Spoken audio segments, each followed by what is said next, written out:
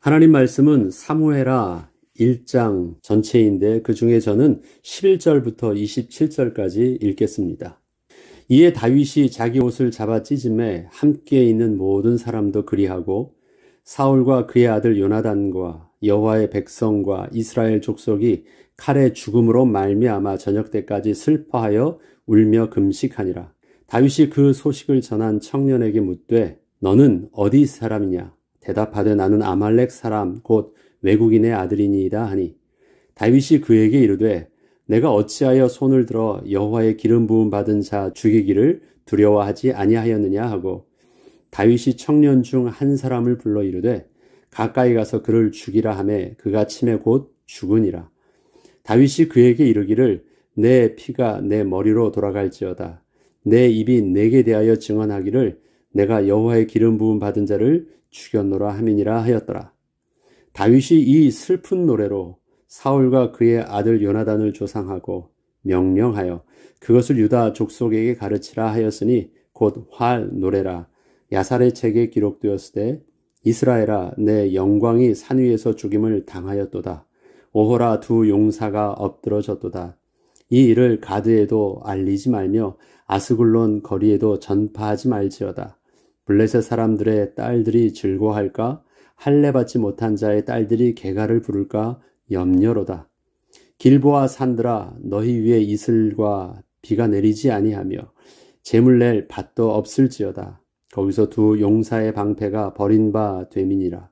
곧 사울의 방패가 기름 부음을 받지 아니함 같이 됨이로다. 죽은 자의 피에서 용사의 기름에서 요나단의 활이 뒤로 물러가지 아니하였으며 사울의 칼이 헛되이 돌아오지 아니하였도다. 사울과 요나단이 생전에 사랑스럽고 아름다운 자이러니 죽을 때에도 서로 떠나지 아니하였도다.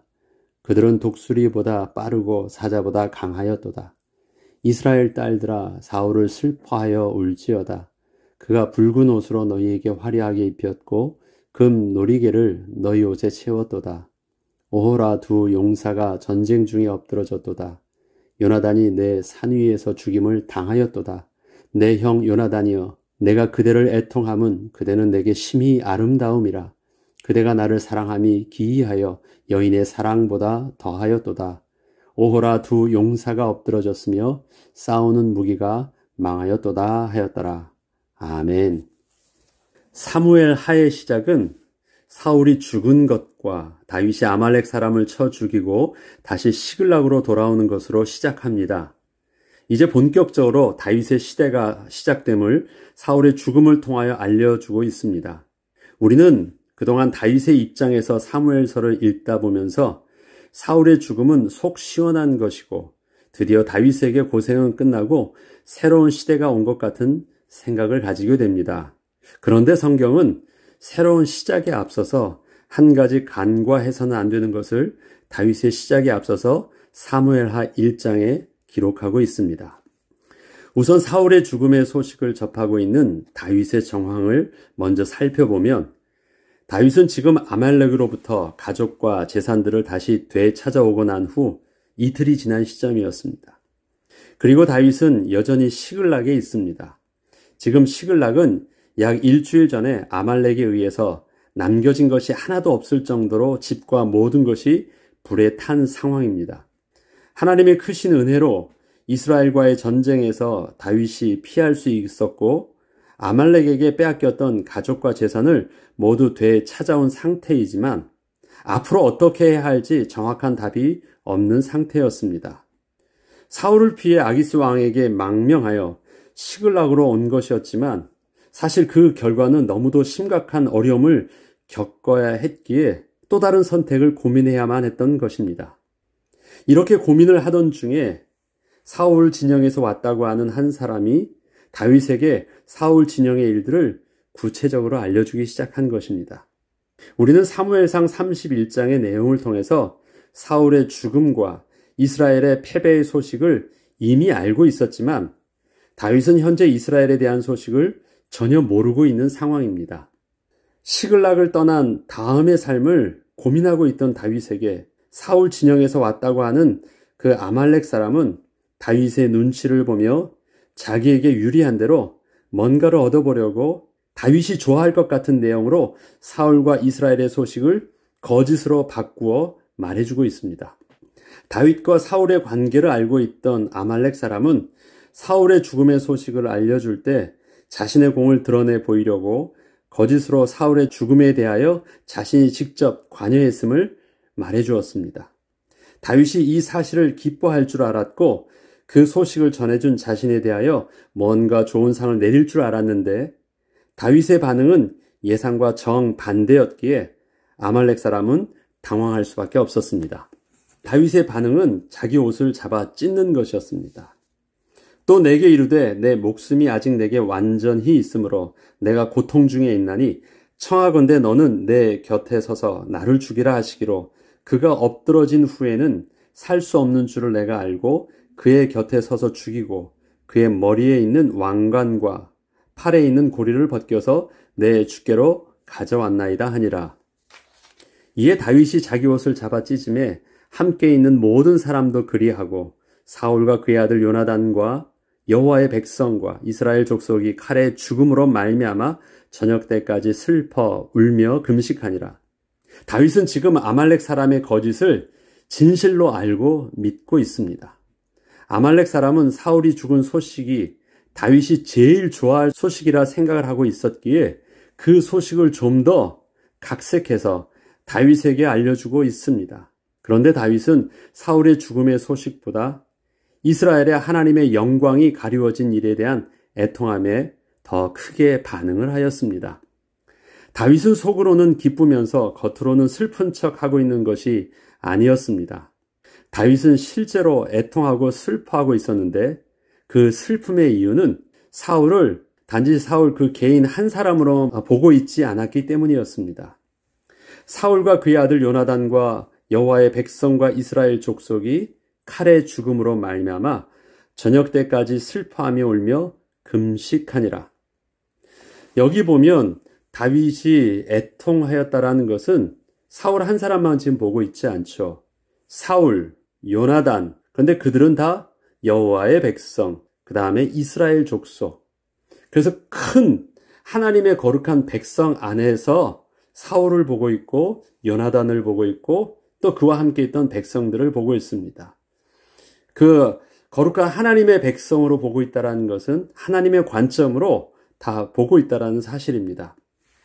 다윗은 지금 사울을 그토록 자기를 해하려고 쫓아다니던 인간 사울로만 보지 않고 여호와의 백성이요 이스라엘 족속으로 보고 있습니다. 사울을 하나님의 백성에게서 따로 떼어내어서 하나님의 저주 받아야 할 대상으로 따로 분류하고 있지 않습니다. 이스라엘 족속과 하나님의 백성의 죽음의 슬픔 속에 사울과 요나단의 죽음도 함께 슬퍼하고 있다는 것입니다.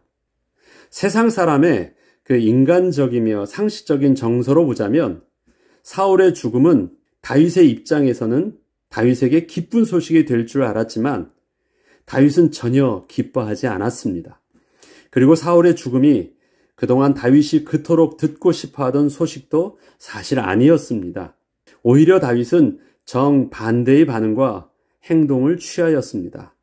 이러한 다윗의 반응은 다윗 혼자만으로 끝난 것이 아니라 다윗과 함께한 모든 사람들도 다윗과 같은 마음으로 사울과 요나단 그리고 이스라엘의 소식에 대하여 모두 함께 금식하며 애통하는 모습으로 이끌었습니다. 사실 다윗의 이 마음이 모든 다윗과 함께 했던 사람들의 마음은 아니었을지 몰라요. 왜냐하면 그 안에는 우리 앞서 읽었던 사무엘상에 보면 악한 자들도 많이 있었으니까. 그런데 지금 다윗 앞에서 다윗의 눈치를 보고 있는 것이에요. 근데 다윗은 단호하게, 그 다음에 일관적이고 아주 구체적으로 사울에 대한 자신의 입장을 정직하게 그대로 표현했습니다. 슬프다는 것이었어요. 애통하다는 것이었습니다. 이 일들을 함께한 사람들이 탁 보면서 다윗의 입장이 그런데 정반대의 모습으로 드러날 수 없었고 이러한 다윗의 영적인 그 거룩한 영향력은 함께한 백성들이 동일한 그 영적인 정서 속으로 또 같은 슬픔과 애통함으로 함께 들어가게 한 것입니다. 이것이 다윗이 보여줬던 강력한 영권이었고 그의 영적인 지도력이었습니다. 다윗이 스스로 옷을 찢고 애통해하자 다윗과 함께한 자들도 그렇게 동일하게 슬퍼하며 애통해하였던 것입니다. 만약에 다윗이 조금이라도 즐거워하는 기색이라도 보였다면 함께 있던 사람들도 함께 기뻐하는 반응을 보였을 텐데 다윗은 전혀 그러한 기색이 없이 정말 슬퍼하고 애통해하였기에 함께한 자들에게 분명한 자신의 중심을 보여줄 수 있었습니다. 그런 것 있잖아요. 겉으로 하는 척하는 것, 속으로는 기쁘지만 겉으로는 슬퍼하는 척 했다면 사람들도 그런 식으로 같이 흉내냈을 거예요. 다 아는 것이거든요. 그런데 다윗은 그렇지가 않았어요. 그 겉과 속의 마음이 분명히 동일하게 하나님 앞에서 정직함을 표현했기 때문에 함께 있던 사람들이 두 마음을 가질 겨를이 없던 거예요. 그냥 그렇게 온전하게 다윗은 슬픔을 보여주었습니다. 다윗은 지금 자신의 상황에서 어떠한 치밀한 계획을 짤 수 있던 입장은 아니었습니다. 비록 하나님의 은혜로 이렇게 다시 회복하고 서 있게 되었지만 더 이상은 자기 자신이 뭔가를 계획하고 그렇게 실행하기에는 너무도 두려울 수밖에 없었기 때문입니다. 지금 시글락에 왔던 자기의 모습, 그 다음에 자기가 그동안 행하였던 정치력, 자기의 모든 열심들 다 실패했잖아요. 하나님께서 기사회생 시켜주셔서 이스라엘과 싸우지도 않게 되었고 또 모든 잃었던 것도 아말렉에서 찾아왔지만 그 다음은 자신이 이제 더 이상 뭔가를 자신감 있게 이제 해볼 수 있지 못한 거예요. 그리고 시글락에서는 선택을 해야 돼요. 왜? 다시 집을 짓고 거기서 계속 살 것이냐? 아, 이게 아니었으니까 떠나야 되느냐? 고민하고 있어요. 근데 아닌 것은 맞는 것 같아. 하나님이 분명히 답을 주셨으니까. 그러면 답이 있습니까? 상황이 지금 다윗은 침묵하면서 고민하고 있어요. 불탄 그 시글락 성읍에서 이틀 동안 맨 땅에서 잠을 자면서 지금 고민을 하고 있는 것입니다. 지금 다윗이 사울에 대하여 애통해하는 모습은 치밀하게 계산된 행동이 아니었습니다. 다윗의 본심이 드러난 것이었기에 함께한 모든 사람에게 동일한 슬픔과 애통의 소식으로 반응하게 한 것입니다. 어쩌면 그들은 이제 시글락 땅이 아니라면 다시 유다로 또 이스라엘로 들어가는 것을 또 마음에 기대하고 있었을지 모르지만 어떻게 갈 수 있겠어요? 그런데 그러한 고민 속에 사울의 소식을 들었다면 마침 이제 하나님이 드디어 문을 열어주셨구나. 이것을 큰 응답의 기쁨으로 또 감사로 사울이 죽었다는 걸 잘됐다라는 마음이 아니더라 할지라도 이야 하나님이 우리에게 응답을 주셨구나라는 그 기쁨으로라도 반응할 수 있었는데 그런 응답의 반응보다 자기의 지금 어떤 상황 속에서 갈급함에 대한 해결 안 받은 반응보다 사울의 죽음 자체를 더 심각하게 반응하게 되었다는 것입니다. 다윗은 지금 당장의 그 내일 일을 모릅니다. 그저 오늘의 상황을 살고 있는 것입니다. 아무리 스스로 치밀하게 계산을 한다고 해도 누군가의 거짓말을 다 파악할 수도 없으며 지금 앞에서 거짓말을 하고 있잖아요. 다윗은 몰라요. 지금 자신의 주위에서 어떠한 일이 일어나고 있는지 다 알 수도 없고 지금 사울이 죽었는지 살았는지 블레셋이 이겼는지 이스라엘이 이겼는지 그러한 것들도 지금 다윗은 잘 몰랐어요. 자기 스스로 운명을 개척해서 최적의 길로 갈 수 있지도 못합니다. 다 실패하였는데 다윗은 지금 그저 살려고 몸부림치며 시글락까지 와 있었고 이제는 그것도 답이 안 되어 어찌해야 할지 모르는 상황에 처해 있을 뿐입니다. 그러나 그러한 상황에서 다윗의 이러한 반응은 다윗의 운명을 결정하는 반응이 된 것입니다. 다윗이 할 수 있었던 것은 평상시 자기 속에 있었던 그 진실된 그 중심 있죠? 중심대로 반응한 것밖에 없어요. 치밀하고 의도된 행동이 아니에요. 평상시 삶 속에 그 하나님을 경외하고 있었던 그 경외함.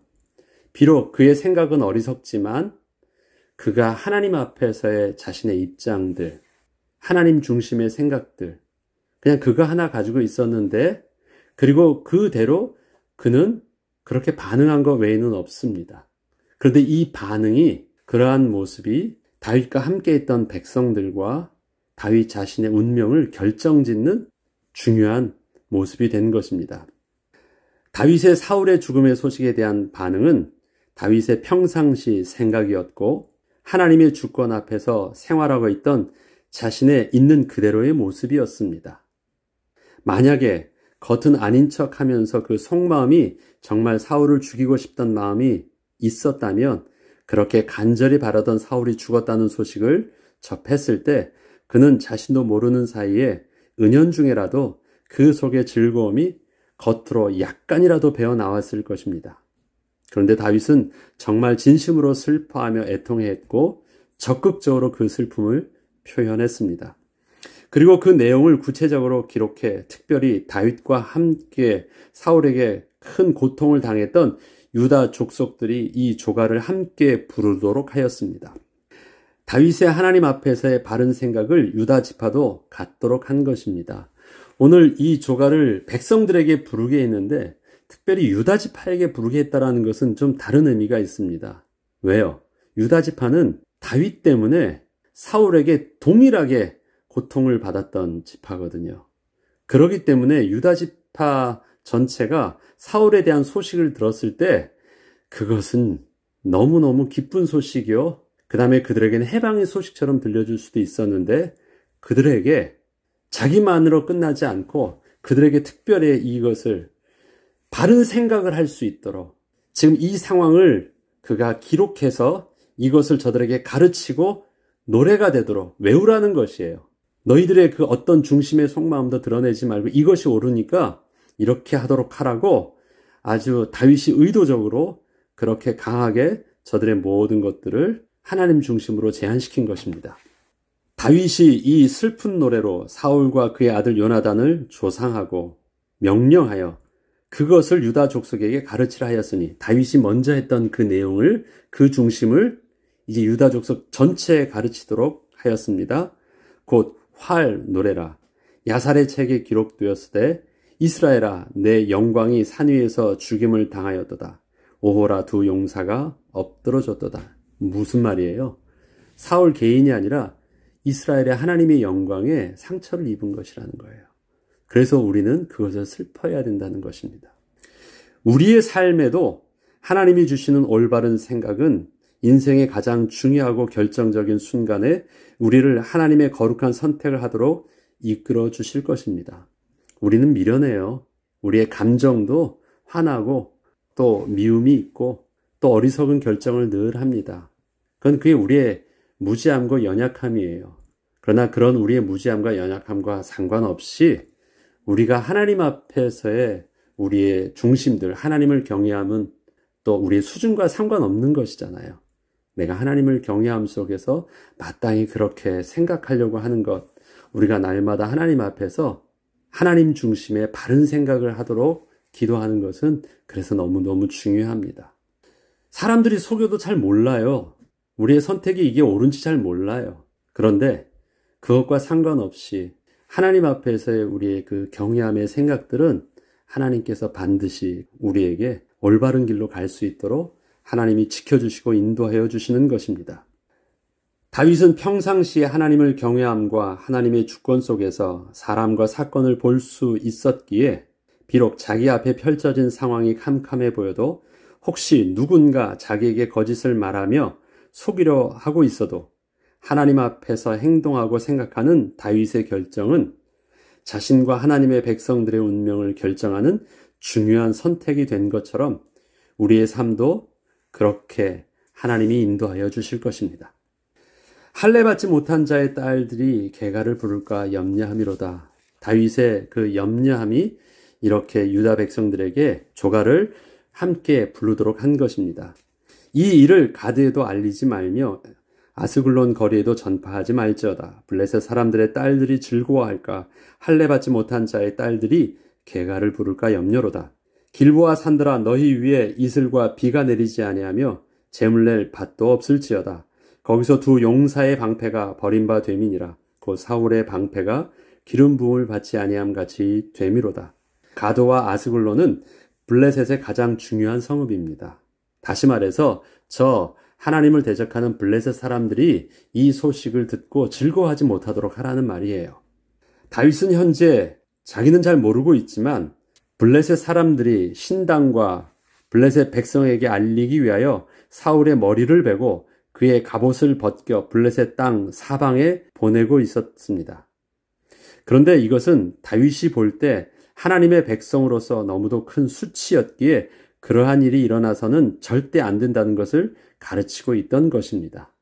블레셋은 이미 그렇게 하고 있었잖아요. 그렇지만 다윗은 모르고 있었기 때문에 혹시라도 이런 일들이 저들에게 일어난다는 것은 수치라는 것이에요. 우리는 하나님께서 함께하여 주신 거룩한 공동체 안에서 서로의 연약함으로 인하여 또 서로 갈등을 하고 있을 때 우리는 서로가 입장이 다르고 생각이 다르다고 해서 우리와 반대되는 그들을 구원받지 못한 불신자와 같은 모습으로 판단하고 정죄하거나 또 그렇게 대하면서 바라보고 있지 말아야 합니다. 다윗은 지금 사울에게 생명의 위협을 받으며 쫓기고 있고 사울은 다윗을 어떻게 해서든지 죽이려고 쫓는 상황이었지만 다윗은 그러한 사울이 하나님의 기름 부음 받은 자라는 사실을 결코 부인하지 않았습니다.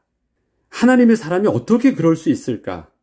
우리는 인간적인 사고방식 안에서 이해할 수 없다고 그렇게 말을 할 수도 있겠지만 우리는 여전히 사울과 같은 그러한 사람을 여전히 침묵하심으로 바라보고 계신 하나님 앞에서 우리들도 그 하나님의 침묵 속으로 함께 들어가 있어야 함을 우리는 명심해야 합니다.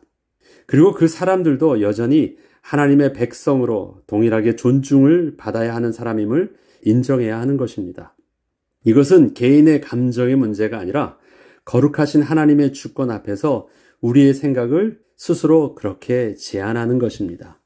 하나님의 주권 속에서 하나님의 침묵을 우리가 먼저 판단하고 우리가 먼저 정죄하고 말을 꺼내서는 안 되는 것입니다. 그건 내가 아직 이해할 수 없는 것이지 부정해야 되는 것도 잘못된 것도 아닙니다. 하나님이 옳으신데 하나님이 침묵하고 있어요. 오늘은 내가 이해하지 못한다 할지라도 우리의 아픔 속에서 우리들도 하나님의 침묵 속으로 함께 들어가는 것, 그것이 우리가 하나님의 주권 앞에서 겸손히 서 있는 우리의 모습일 것입니다. 이스라엘 딸들아 사울을 슬퍼하며 울지어다. 오히려 애통해하게 합니다. 이스라엘 딸들아 사울을 슬퍼하며 울지어다. 그가 붉은 옷으로 너희에게 화려하게 입혔고 금 놀이개를 너희 옷에 채웠도다. 오호라 두 용사가 전쟁 중에 엎드러졌도다. 요나단이 내 산 위에서 죽임을 당하였도다. 내 형 요나단이여 내가 그대를 애통함은 그대는 내게 심히 아름다움이라. 그대가 나를 사랑함이 기이하여 여인의 사랑보다 더하였도다. 오호라 두 용사가 엎드러졌으며 싸우는 무기가 망하였도다. 자, 요나단은 용사라 말할 수 있어요. 근데 사울은 했던 그 말년의 행실을 보면 사울하고 요나단은 다른 것처럼 보이지만 다윗은 사울과 요나단을 두 용사로 동일하게 보고 있습니다. 사실 사울도 하나님 앞에서 거룩한 자였고 또 이스라엘의 구원을 위해서 수많은 전쟁에서 하나님의 능력에 힘입어 왕으로서의 사명을 잘 감당했던 용사임이 틀림없습니다. 그런데 그가 나에게 했었던 그 악함 때문에 그의 모든 것을 부정하고 그는 처음부터 아니었던 것처럼, 그래서 하나님께서 처음에 그를 구원하여 주시고 택하여 주시고 기름 부어 왕으로 세워주셨던 모든 것들을 부정합니다. 그것은 하나님의 주권을 부정하는 것이에요. 결과에 대해서는 그건 하나님께 맡겨야 될 일들이지만 우리에게 드러나 있는 그 모습은 하나님의 권위 가운데 세워져 있는 모든 모습들, 그 다음에 하나님이 그렇게 사용했던 그 모습들을 우리는 겸손히 인정하는 것입니다. 사무엘하는 다윗의 이야기가 시작됩니다. 사무엘상에서는 사울과 비교된 다윗의 모습이었기에 그는 하나님 편에서 올바른 모습으로 보여졌지만 다윗이 왕이 된 모습 속에서 이루어지고 있는 그의 행적들을 보면 다윗 또한 결코 사울의 죽음을 마땅히 여길 만큼 그렇게 의롭지 않은 모습을 보게 됩니다. 이제 우리 계속 보게 될 거예요, 사무엘서. 근데 이때 만약에 다윗에게 사울에 대한 그 애통함이 없었더라면 이러한 조가를 부르고 사울이 안타까운 것은 죽임당함도 있었지만 그럼 죽임 당하는 그 과정들 속에서 사울의 그 연약함 속에서 일어났던 그의 실수들, 많은 실수들 있잖아요. 그것이 그의 결과로 간 것이기 때문에 그것이 애통했던 것이에요. 그런데 만약에 그런 애통함의 모습이 없었다면 다윗이 동일한 그 실수, 또 사울보다 더 악한 그 실수들을 했을 때는 어떻게 되었을까요? 다윗이 왕이 된 모습 속에서 이루어지고 있는 그의 행적들이 분명히 그러한 모습들이 보여지는데, 다윗에게 그러한 애통함이 없었더라면 다윗 또한 죄로 부패한 육신을 지닌 한 인간으로서 그 연약함의 모습이 드러날 때 다윗도 자신이 하나님의 공동체 안에서 사울을 배척했던 것과 마찬가지로 자기 자신도 그렇게 쫓겨나고 말았을 것입니다.